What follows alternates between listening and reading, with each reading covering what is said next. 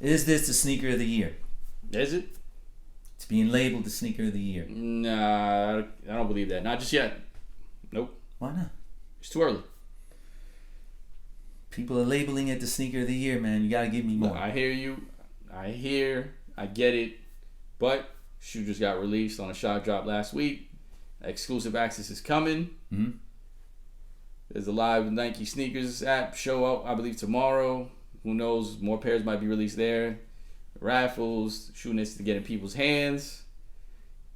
You know, you gotta feel them, you gotta see them, you gotta wear them. It's a contender. That shoe is always up there. It's too soon now. So you're telling me it's not. You're ready to pull the trigger. We need some time. We need to get into it. I'm not ready to pull the trigger. People are calling it this. Yeah, I'm just going based off what people are saying. Nah, don't worry. But listen, the shoe is here. It's here. It's here. We're gonna get into it. We're gonna get into it right now. Right now. Let's do it. All right, let's talk about it. My brother. Let's do it.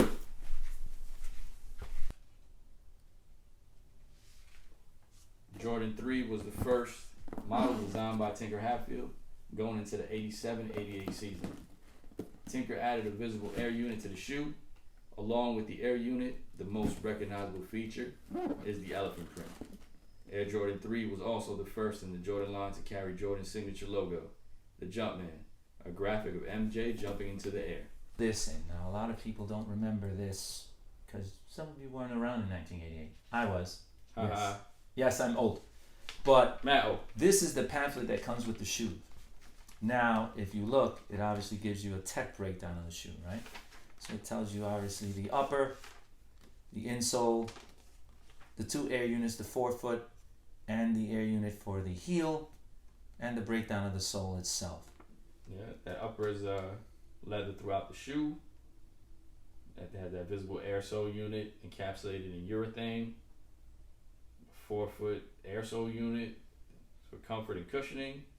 That foot frame midsole is polyurethane midsole cups and supports the foot and keeps it centered. And that outsole has a solid rubber partial cup sole with center of pressure design, flex grooves, and pivot points that provide durable and comfortable and stable cushioning. You know what's funny? They have it in English, French, and Portuguese. How many people in Portugal or Brazil were buying this shoe? Maybe it was being sold out there. I don't know. It was. Really? You remember the Italian spot that we used to go to? Yes. He was a big Jordan fan. He was an Italian guy, remember? Yes. He was a big Jordan collector. So listen, Jordan all over the world. He's global. He's international. Jesus Christ, man. But they added this as a little feature now. It's paper. The original one was actually thicker. It was a thicker cut paper. Yeah, like a thicker cardboard kind of thing. Yeah, if you want to call it cardboard, it was cardboard. Like stock paper. Yeah, stock paper, more that sense. But they obviously aged it as well, so it looks like it's just been sitting there with the shoes as well. But this is another cool feature that they decided to include with this shoe. It's not the first time they've done it, because they actually did do it with the Fire Red 3s. They did. They need to keep doing that. I think they should. I think Nike should keep the nostalgia alive of the shoes. You know, it sort of brings people like us back to a time where... Yeah, I mean, those are cool features. Was it Kyrie Low 5, right? Kyrie shoe, they have the design of the shoe and the actual inside the shoe box. Yes, they have the breakdown of the shoe. I think LeBron's latest, right? The 20, they had some kind of design of the shoe in there. Same thing. Yeah. I mean, cool little features, you know? I mean, when you're spending $210 on a shoe... Give me something. Yeah, little things. Well... We didn't actually spend $210. Shout out to GOAT for hooking a brother up. Yeah. But that came with the shoe, folks. Thanks, Nike. You're the best.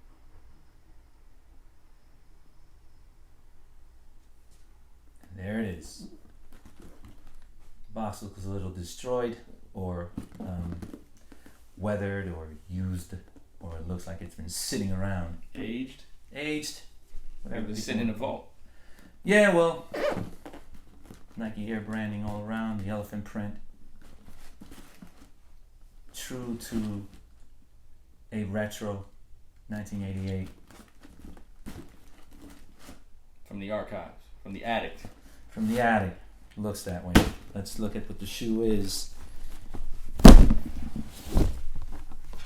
Lid.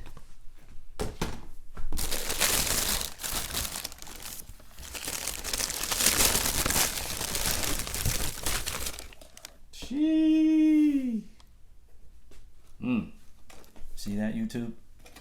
Comes with the classic Nike Air tab, elephant print. Look at that. The aged sole is what's getting a lot of people now. Mm-hmm. This aged look.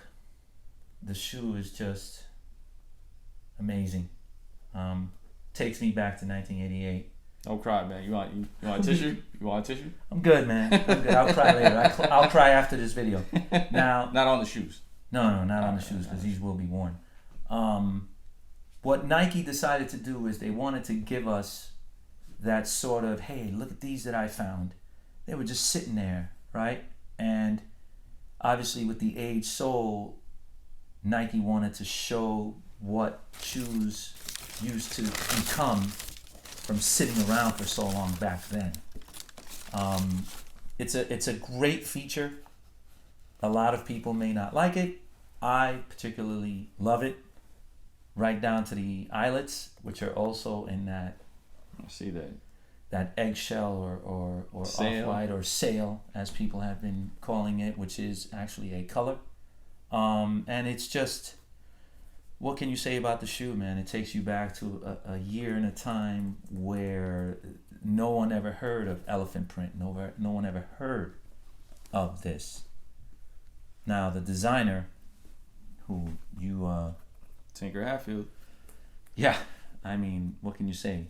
An architect turned sneaker designer. Kind of like Salehi Bembry, architect.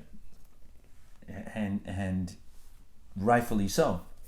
I mean, you have the Nike branding underneath. Not the Jordan brand like you. Not the Jordan brand like the 2013. About. I was upset and I returned those. That's right, YouTube. I returned those. The Nike Air branding. You pass them on to me. Nah, man. You didn't. You couldn't. You don't wear 10.5, man. You know, you got baby feet. Really? We're not going to talk about his size. He's got big baby feet. So, at that time, Nike was pretty much, and Jordan Brand was pretty much just painting the Nike on the logo, on the heel tab. These are actually like dipped. Nike just went ahead and actually made the shoe durable, as close as possible to what the shoe was in 1988. Now, what a lot of people don't know is in 1988, Jordan was at the tail end of his contract with Nike. So going into the 87-88 NBA season, he was pretty much done. He fulfilled his contract with Nike. Sales were astronomical. They were making money. Nike was at the top of the world as far as basketball shoes are concerned. And there was nothing left for Michael to sort of give to Nike. So he was out and he was asking, what can keep me here? What's going to keep me with the brand? And that summer, Tinker showed up with the designs. Like Superman. Just came in with a cape. He swooped in, man. Yeah. He swooped in and showed Michael the original designs. Now, the original designs had a swoosh coming across. AKA the Justin Timberlake. I wanted those brown ones. Did you? Those beige ones, JTH3s. Yeah, those are sexy. Struck out. Those were nice. Then you know which one I had? The one with the removable swoosh. Did you? I think when they first, I think I hit on one of them, and then I just got rid of them. You got rid of them? Yeah. Well, look, I got rid of those 2013s. They're probably worth a few bucks now. But anyways, this shoe is just, it's just a shoe that Jordan just fell in love with the minute he saw it. And obviously the elephant print had something to do with it, but it was this logo. The entire world fell in love with the shoe. Yeah, but at that time, $110 was like, what? Yeah. $110 shoe?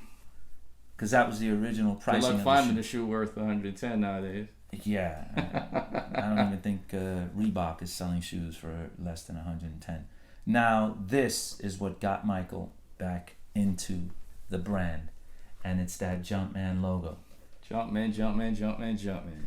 So Tinker, in his infinite wisdom, decided to take the actual outline of Jordan's original poster jumping over the Chicago skyline, which it's iconic. Everybody knows that poster. Mm-hmm. And he outlined it and figured, how about we go away from the Wings logo? Let's introduce something new. Michael wants something new. how do I keep them with the brand? And the minute Jordan saw the logo, it was, that's it. I'm sold. You don't have to show me anything else. When can I wear the shoe? That air unit, that visible air unit. Come on. The visible air unit was also one of the features that Nike introduced into the Jordan line, because the prior two models did not have visible air. Now the text of this shoe, obviously the shoe has a air unit in the forefoot and the heel unit, and it's visible. Mm-hmm. That cup sole. Yeah, they have that cup sole. I mean, Nike they went all out. They put some tech in here from at the time. At the time, this was shoe. By far the best, the greatest technology ever invented. You know what I just noticed right now? It doesn't have the little chain. Yeah, the chain. So that's another hint of how far back they took it to kind of make the shoe be what it was in 1988. Now the threes, the Fire Red threes that you have actually have a chain, a little ball chain. Yep. That's not how Nike introduced them. They introduced them with this little plastic holder, and this was actually how you would get Nike products. If there was a shoe with Nike Air in it, this is what they came with. I remember Air Solo Flights, Air Flight Lights. They all had this little tab, and Nike just went all out. The tumbled leather is just, yeah, man, supple, insane, supple leather, man. Look at that. Now, if you have a chance to grab this shoe, I would do your best. If I were you, I'd do your best to get 2 pairs, man. I wanted 2 pairs. 2 pair minimum? 2 pair minimum. I wouldn't go less than 2 pair.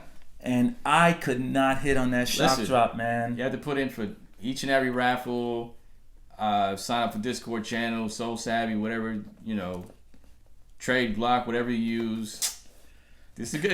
It's a great shoe. I tried. One of my favorite Jordans of all time, the 3. Okay. The 3 itself. All right. True Blue 3s. It's probably cement than true. I can't let go of the True Blue. The True Blue 3s. There's something about them. I swear by those, man. The ones that I have, they're aged. They're aged. They're aged. Yeah, man. You've worn those. Worn those. But these are just, if you get your hands on them, I mean, you won't be disappointed. Because when they came in back in December, I mean, this was just... You cried? Did you I wanted to cry. But... This is the one. Yeah, this is the one. Listen, after the L you took on Lost and Found, this is... Sneakers that shuts down. All these raffles. I understand. Listen, everyone else is going through your pain. Yeah, who's going through my pain? I can't hit. Look, I have to go to the resellers for this. What's going on here? But there you have it, folks. It's a great shoe. Tell us what you think. Yeah. I mean... Shoe of the year? Where do we live off on that? Shoe of the year, You're man. still saying shoe of the year? I say shoe of the year. I'm agreeing with you guys out there. It's top 5. Top 5? Definitely top 5. Man, I quit. Listen, man. I'm waiting. I'm seeing what's out there. All right, man. It's too soon. We still got other shoes. You're right. Listen, you're right. Comment below. Tell us what you think. Yeah, give us a thumbs up on the video. Stay tuned for more from myself, my man Alex. This is Pickups. Thank you for watching. Peace. Shoe of the year. Hey. My brother. Yeah, we out.